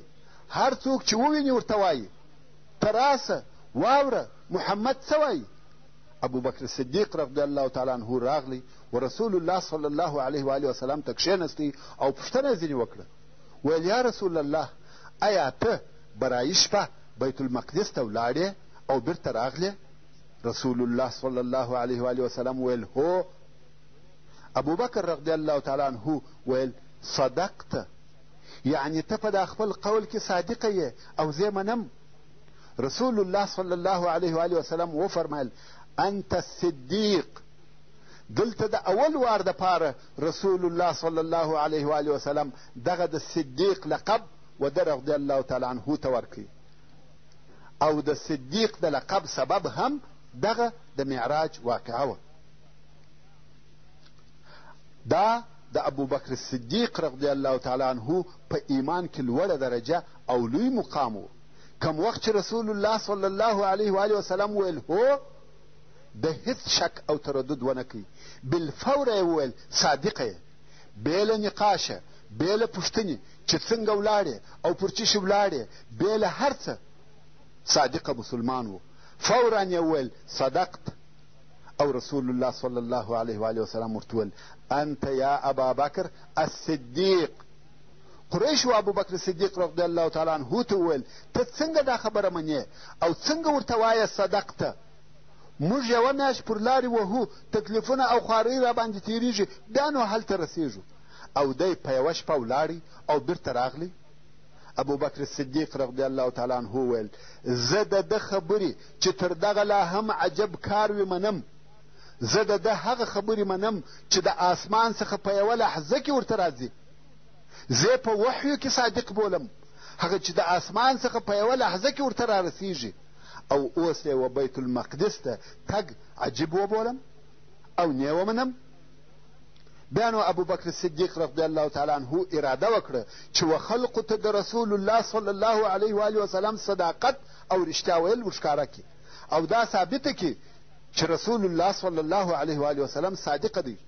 نو ویل یا رسول الله موږ خبر یو چې تا په پخوا کې بیت المقدس نه دی لیدلی او هلته نه یې تللی. ورونو تاسو ته هم معلومه ده چې رسول الله صلی الله علیه و آله وسلم په هغه خپلو سفرو کې شام ته تللی و خو بیت المقدس ته نه و تللی. ابوبکر صدیق رضی الله تعالی عنه خپله خبره نوره هم پسې پوره کړه چې تا بیت المقدس په خپل ژوند نه دی لیدلی خو موږ تللی یو او لیدلی مو دی. او په حاضرو خلقو کې هم داسې ډېر خلق شته چې بیت المقدس یې لیدلی دی او دا چې ته به رایې ولاړې او ودې لیدی نو موږ ته د هغه بیان وکړه. رسول الله صلی الله علیه و آله وسلم هم د بیت المقدس د علامو په بیانولو شروع وکړه. ویل داسې مسجد دی او داسې جوړ سوی دی، داسې عمودونه دي، د مسجد لوی لوی علامې بیانوي. دلته ځینې قریش وه چې بیت المقدس ته به ډېر تله، هغو پوښتنې شروع کړې، د هر شي پوښتنه کوي، مفصل جواب او بیان غواړي. ورونو تاسې ته معلومه ده که یو څوک مسجد ته د لمانځه د ادا کولو دپاره ولاړ سي، هغه لمونځ کوي او بیرته راوځي. د مسجد پر دروازو او کلکینانو فکر نه کوي چې څو دروازې، څو کلکینان، څو ستنې یا عمودونه لري او داسې نور ډېر شیان د دغه لمونځ کوونکي په فکر کې نه وي. او رسول الله صلی الله علیه و آله وسلم هم هلته د لمانځه او د انبیا علیهم السلام د ملاقات دپاره تللی و. د مسجد و تعمیر یا نقشې او داسې نورو شیانو ته نه فکر و او نه په یاد و او نه ورته معلوم و. خو قریش قصدا دغسې پوښتنې کوي چې دی صلی الله علیه و آله وسلم غلط سي یا معلومات ورته نه وي او د دوی خبره پر جوړه سي. مګر د قادر مطلق الله جل جلاله په اراده بیت المقدس د ده صلی الله علیه و آله وسلم و مخته راوړسو او دی علیه الصلاة والسلام ورته ګوري. هر یو چې د هر شي پوښتنه وکړي رسول الله صلی الله علیه و آله وسلم جواب ورته وایي. سرور کائنات صلی الله علیه و آله وسلم یې ویني او دوی یې نه ویني. رسول الله صلی الله علیه و آله وسلم د بیت المقدس ټولې علامې په مکمل ډول ورته بیان کړې چې څوک پوښتنه وکړي رسول الله صلی الله علیه و آله وسلم هغه ته ګوري او جواب ورته وایي. ټول قریش په تعجب کې دي خو بیا هم د قریشو کفار دا خبر نه مني. رسول الله صلی الله علیه و آله وسلم وفرمایل زما سره نورې علامې هم سته. قریش ویل هغه څه شي دي؟ ویل قافله، ستاسې قافله پر لارې ده. د قافلې په مخ کې یو سور اوښ دی او دوې غرارې پر بار دي. حتی هغه شیان یې ورته وویل چې په دغه اوښ د زینت او ښایست دپاره ځړول سوي وه او د دغه قافلې څخه په فلانۍ منطقه کې اوښ ورک سو. ما ور غږ کړه او اوښ مې ور وښاوه او د دغه قافلې سره په یوه لوښي کې اوبه وې چې سر یې بند او تړلی و. ما هغه اوبه وڅښلې. څرنګه چې د قافلې خلق د اوښ د راوستلو دپاره تللي وه زه نه ولیدم. قریش ویل ښه دغه قافله چې تا پر لارې ولیده څونه مسافه د دې ځای څخه لرې ده او ستا په حساب څو ورځې وروسته به دلته راورسېږي؟ رسول الله صلی الله علیه و آله وسلم ویل پس له 3 ورځو څخه دلته را رسېږي. اوس نو په دې خبرو کې د درواغو هیڅ لار نه جوړېږي ځکه چې رسول الله صلی الله علیه و آله وسلم پرون هم د دوی سره په مکه مکرمه کې و او نن هم د دوی سره دی او قافله پر لارې ده او دلته 3 ورځې وروسته را رسېږي. او رسول الله صلی الله علیه و آله وسلم د هغې قافلې سره لیدلي او خبرې ورسره کړي دي. اوبه یې ځینې څښلي دي. دلته د درواغ ویلو هېڅ امکان نسته. خلقو وعده سره وکړه چې د دغې قافلې انتظار به کوي او هغه ورځ راورسېده چې په دغه ورځ باید قافله راورسېږي. سهار وختي د مکې مکرمې ډېر خلق د باندې ور ووتل او د قافلې انتظار کوي. واقعا هم په دغه ورځ قافله راورسېده او د قافلې په مخ کې هغه سور اوښ دی او هغه علامې هم ټوله پر سته کومې چې رسول الله صلی الله علیه و وسلم بیان کړي وې. کوم وخت چې قافله راورسېده قریشو پوښتنه ځینې وکړه چې ستاسې اوښ ورک سوی و؟ ویل هو، اوښ مو ورک او د یو چا غږ مو واورېدی چې اوښ یې راوښوی او اوښ هم هلته و. قریش ویل ستاسې اوبه کمې سوي یا لږ سوي وې؟ ویل هو. اوس قافله والا پوښتنه کوي چې تاسې چا خبر کړاست چې موږ ته دا واقعې پیښې سوي دي؟ قریش ویل دا محمد صلی الله علیه و وسلم و او هغه دا خبر راوړی. خو سره د دغه لویو معجزاتو بیا هم قریشو نه ایمان راوړي او نه مسلمانان سوه. ورونو، دغه د اسراء او معراج واقعه د هغو معجزو څخه نه ده چې الله عز وجل خپل حجت او دلیل پر کفارو قائم او ثابت کړي، بلکې دغه حادثه او واقعه د دې دپاره وه چې الله عز وجل پر خپل محبوب سرور کائنات صلی الله علیه و وسلم هغه غم او تشویش کم کړي کوم چې دی صلی الله علیه و وسلم یې ظاهراوه او د رسول الله صلی الله علیه و وسلم زړه ثابت او قائم کړي. د دې واقعې څخه په خپله رسول الله صلی الله علیه و وسلم مقصد و، نه د خلقو دپاره د معجزو اثبات. د دغه مقصد د اثبات دپاره د الله عز وجل هغه قول دلیل دی چې فرمایي لنریه من آیاتنا انه هو السمیع البصیر. دا د اسراء او معراج قصه وه.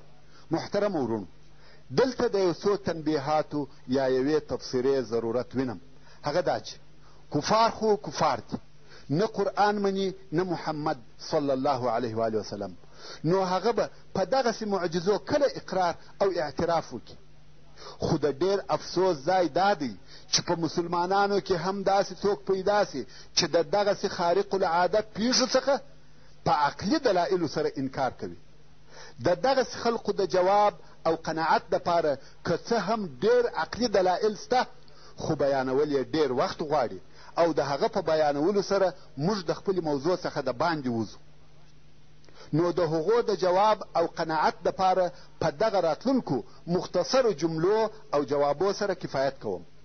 اولا، هر هغه څوک چې پر خالق المعجزات الله جل جلاله ایمان ولري، و هغه ته ډېر اسانه دي چې پر هر څه ایمان راوړي، ځکه که په زړه کې پر الله عز وجل او د هغه پر کامل قدرت ایمان ثابت او قائم سي، بیا نو په دنیا کې داسې شی نه پاته کیږي چې هغه ته دې موږ غیر ممکن ووایو.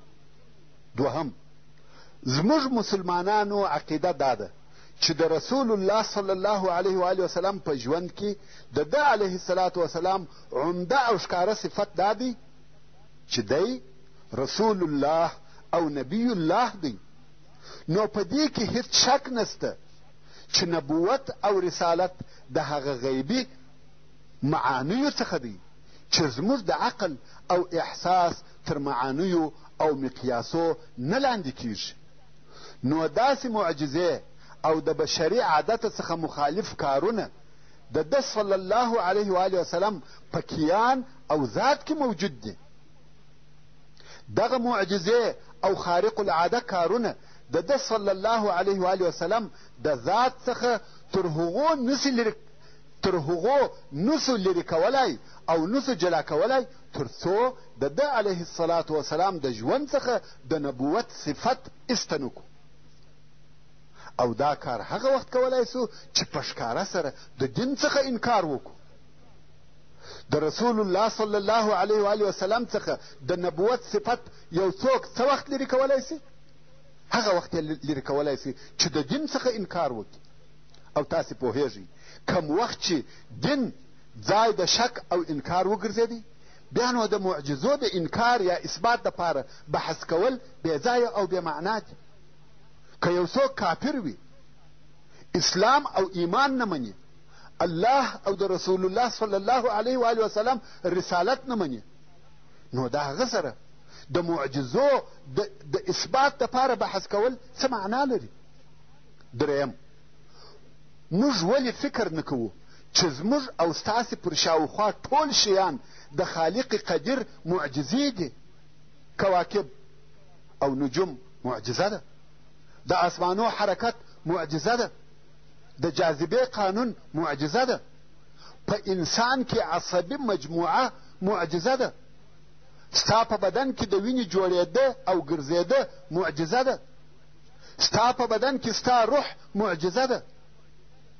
دغه انسان په خپله معجزه دی. تاسې نه ګورئ چې یوه فرانسوي عالم شاتوبریان پر انسان څه شي نوم ایښی دی؟ وایي انسان یو غیبي او مجهول حیوان دی، میتافیزیقي حیوان یې بولي. خو انسان د اوږده الفت او همیشني عادت په واسطه په دغه ټولو شیانو کې د هغو معجزهتوب هیر کړی دی، او د خپل جهل او غرور څخه دا وایي دغه شی چې دا ته راته وایې دا زما عقل نه قبلوي، او هغه شیان چې د الفت او عادت ورسره نیولی دی د خپل ایمان او کفر دپاره مقیاس ګرځوي، چې دا د انسان هغه عجیب جهل او ناپوهي ده. هر څونه چې په علم او مدنیت کې لوړ سي بیا هم د هغه خپل جهل څخه کار اخلي.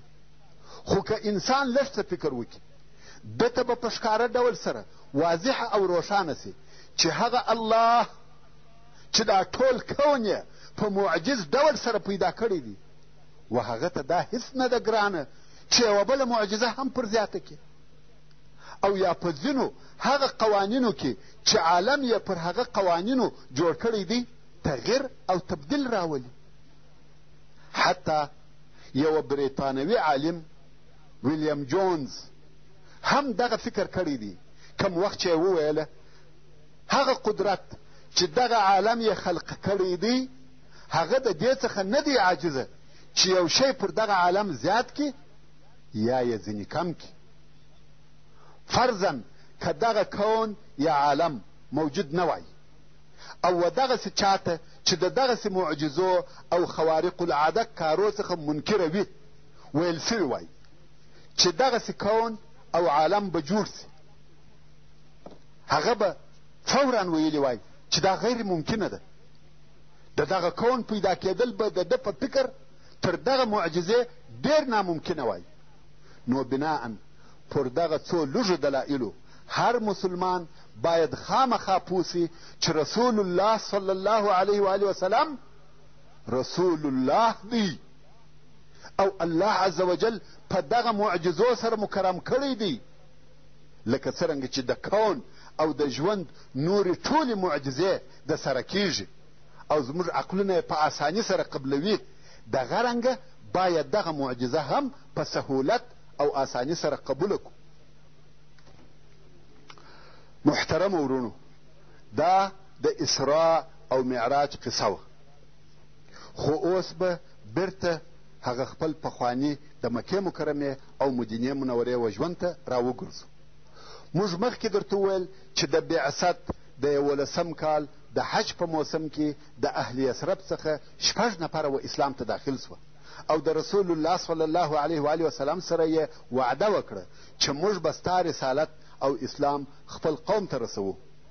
نو د دوی د کار نتیجه دا سوه چې په راتلونکي موسم کې یعنې د بعثت د 12 کال د حج په موسم کې چې د میلادي سنې د 621 کال د جولای میاشت وه د یثرب څخه 12 نفره مسلمانان د حج دپاره راغله چې په دوی کې 15 نفره هغه کسان وه چې په تیر کال کې د رسول الله صلی الله علیه و آله وسلم سره لیدلي وه او هغه 6 نفر چې د دوی سره په 6 کال کې نو راغلی هغه جابر ابن عبدالله ابن رئاب و او د دغه نورو او د دغه 9 نفرو نومونه په داسې ډول سره وه: معاذ ابن الحارث الخزرجي چې د بني نجار څخه و، ذکوان ابن عبدالقیس الخزرجي چې د بني زریق څخه و، عباده ابن صامت الخزرجي چې د بني غنم څخه و، یزید ابن ثعلبه الخزرجي چې د بني غنم د حلفاو څخه و، العباس ابن عباده الخزرجي چې د بني سالم څخه و، ابو الهيثم ابن التيهان الاوسي چې د بني عبد الاشهل څخه و، عويم ابن ساعده الاوسي چې د بني عمرو ابن عوف څخه و. دغه دوه آخري نفر د اوس د قبیلې څخه و او نور ټول د خزرج د قبیلې څخه و. دغه 12 نفرو د رسول الله صلی الله علیه و آله وسلم سره په مینا کې د عقبې سره ولیده او د هلته بیعت ورسره وکړي. دا هغه بیعت دی چې بیعت النساء ورته ویل کیږي، یعنی د ښځو بیعت. که څه هم په دغه بیعت کې ښځې نه وې، خو نوم د بیعت النساء په دې سبب پر کښېښول سو چې په دې بیعت کې پر ایمان، اطاعت او ښو اخلاق وعده وه. په دې بیعت کې جهاد نو، او د ښځو بیعت هم داسې و چې ایمان پر الله او رسول الله، الله ته به شریک نه نیسئ، لمونځ او د الله اطاعت به کوئ، غلا او زنا به نه کوئ. څرنګه چې په دغه بیعت کې هم جنگ او جهاد نه و، نو ځکه بیعت النساء ورته ویل کیږي. امام بخاري د عباده ابن صامت رضی الله تعالی عنه څخه روایت کوي چې رسول الله صلی الله علیه و آله وسلم راته وویل: راسئ پر دې بیعت را سره وکړئ چې الله ته به هیڅ شریک نه نیسئ، غلا به نه کوئ، زنا به نه کوئ، خپل اولادونه به نه وژنئ، یو د بله به تهمت او بهتان نه سره وایست، او په ښو کارو کې به زما نافرماني نه کوئ. که چا پر دغه کارو وفا وکړه د هغه اجر پر الله دی، او که د یو چا څخه د دغه کارو مخالف کار پیښ سو او په دنیا کې جزا ورکول سوه، هغه یې کفاره ده. او که د یو چا څخه مخالف کار پیښ سو او الله پټ کړي، یعنی څوک نه سو په خبر، د هغه حساب پر الله دی.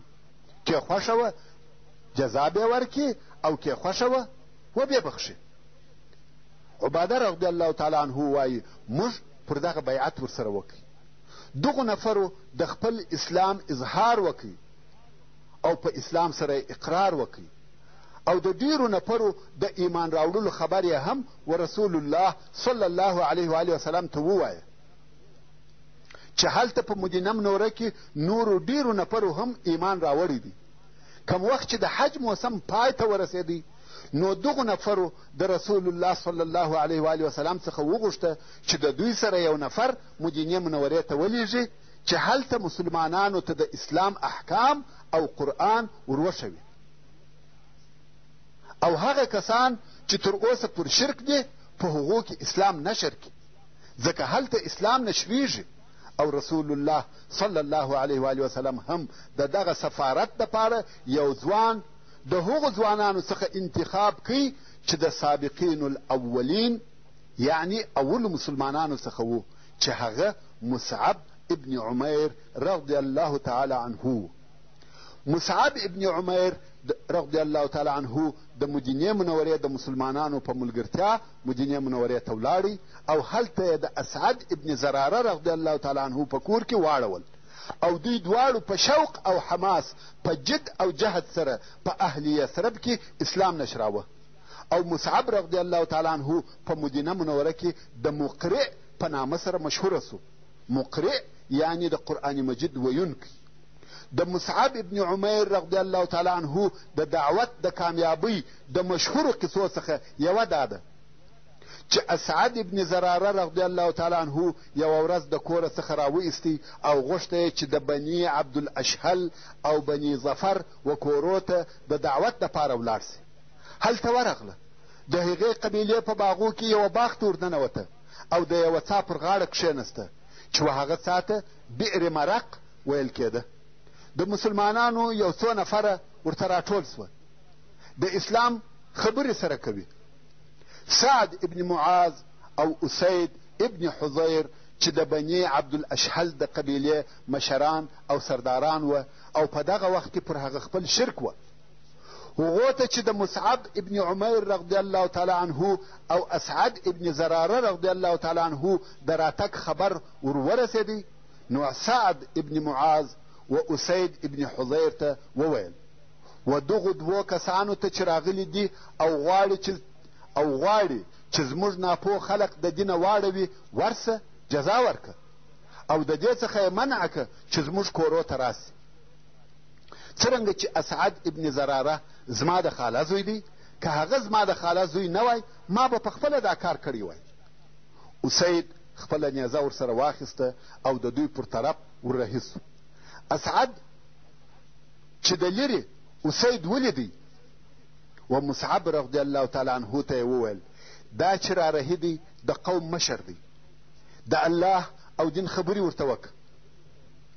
مصعب رضی الله تعالی عنه وویل که کښېنستی خبرې به ورسره وکړم. اسید چې راورسېدی په قهر ورته ودرېدی او ویل د چیش دپاره دلته راغلي یاست؟ غواړئ چې زموږ ناپوهان د دینه واړوئ؟ که تاسې و ژوند ته ضرورت لرئ د دې ځای څخه ولاړ سئ، یعنې که غواړئ چې ژوندي پاته سئ دلته مه راځئ. مصعب رضی الله تعالی عنه ورته وویل ته کښېنه او زما خبرې واوره، که دې خوښې سوې قبول یې که او که دې ناخوښه وې هغه شی مه قبلوه چې ستا نه وي خوښ. اسید ویل د عدل او انصاف خبره دې وکړه. نو یې خپله نیزه ورته جګه کړه او کښېنستی. مصعب رضی الله تعالی عنه د اسلام خبرې ورته وکړې. قرآن مجید یې ورته تلاوت کوي. راوي د قصې وایي په والله د مخه تر دې چې اسید خبرې وکړي موږ د ده په مخ کې د اسلام نور ولیدی. او بیا نو اسید وویل ما احسن هذا و اجمله، دا څونه ښه او ښایسته خبرې دي. نو ویل که یو څوک وغواړي چې و دغه دین ته داخل سي څنګه او څه چم کوي؟ دوی ورته وویل غسل وکه، کالي دې پاکه او بیا د حق شاهدي ادا که او بیا 2 رکعاته لمونځ وکه. اسید ولاړ سو، غسل یې وکړي، کالي یې پاک کړه، شهادتین یې وویل او 2 رکعاته لمونځ یې وکړي. بیا یې وویل زما تر شا یو سړی دی که ستاسې متابعت وکړي د ده د قومه څخه هیڅوک د ده مخالفت نه کوي چې هغه سعد ابن معاذ دی او زه به اوس تاسې ته راولېږم. بیا یې خپله نیزه ورسره واخیسته او د سعد پر طرف وررهي سو. سعد ابن معاذ چې د خپله قومه سره د مجلس په ځای کې ناست و او د لرې اسید ولیدی و قوم ته یې وویل په الله سره مې د قسم وي چې په هغه مخ نه دی راغلی کوم چې د دې ځایه ستاسې څخه تلوي. کوم وخت چې اسید و قوم ته ودرېدی سعد ورته ویل څه دې وکړه؟ اسید ویل د خلقو سره مې خبرې وکړې خو ما داسې شی نه پکښې ولیدی چې هغه دې د تشویش وړ او لایق وي. او بیا ما منع کړه چې دلته به نه راځئ. دوی ویل ښه دی، څرنګه چې ستا خوښه وي هغسې کوو. خو یوه بله بده پیښه ده. اسید وایي خو یوه بله بده پیښه ده، هغه دا چې بنو حارثه راوتلي دي غواړي چې اسعد ابن زراره ووژني، سره د دې چې دوی خبر دي چې هغه ستا د خاله زوی دی. سعد ابن معاذ د دې خبرې په اورېدلو سره په قهر سره راولاړ سو، خپله نیزه یې ورسره واخیسته، د مصعب او اسعد پر طرف وررهي سو. کم وخت چې یې ولیده چې هغه آرام ناست دی او هیڅ نه ده پیښه پوه سو چې د اسید مقصد دا و چې د دوی خبرې واورم. په دغه وخت کې اسعد و مصعب رضی الله تعالی عنه ته وویل یو سردار او رئیس درته رارهي دی او تر شا لوی قوم په پسې دی، که دی ستا د دین متابعت وکړي د ده د قوم څخه هیڅوک ستا مخالف. سبحان الله، د الله عز وجل کارونه دي. پته پر داسې ځای خلاصه سوه چې زه په دې نه وم راضي چې د دغې قصې په مابین کې د دغه پته خلاصه سي، خو دا زما په قدرت نه وه. نو محترمو ورونو، زموږ پاته قصه به انشاء الله تعالی په راتلونکې 11مه پته کې واورئ. وما توفيقي إلا بالله وهو السميع العليم، وصلى الله تعالى على خير خلقه